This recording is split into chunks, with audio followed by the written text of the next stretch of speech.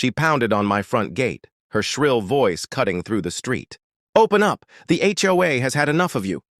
My 13-year-old son was the only one inside.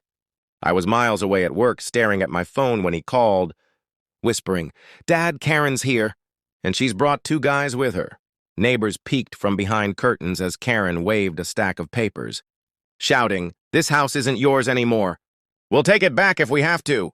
The so-called enforcers she dragged along tested the gate, rattling it like they already owned the place. My son, though scared, stayed calm.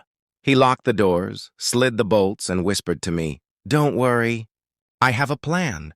Karen banged harder, her voice echoing. "Come out, boy. The HOA says you don't belong here." She didn't know every second was being caught on our security. Cameras and every neighbor's phone.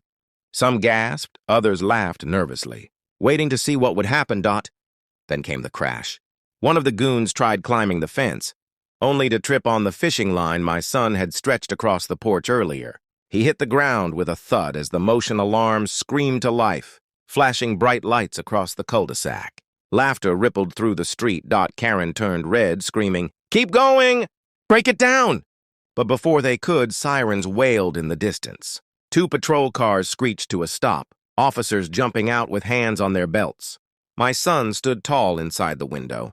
Phone still in hand. Karen rushed to the cops, wailing, "He's the problem! This family is ruining the neighborhood!" But the officers had already checked the footage. Clear video of Karen and her goons trying to break in. One officer turned to her and said coldly, "Ma'am, this isn't an HOA matter. This is attempted burglary." The color drained from her face as the cuffs clicked shut. The men were shoved against the car, silent now. Neighbors cheered, some clapping, others shaking their heads in disbelief. Arrived just as my son stepped onto the porch, proud and shaken all at once. I hugged him tight while Karen glared from the back of the cruiser. She leaned forward, spitting venom through the window. "Enjoy your little victory. This war isn't over." And in that moment, I realized Karen wasn't done. This was only the beginning.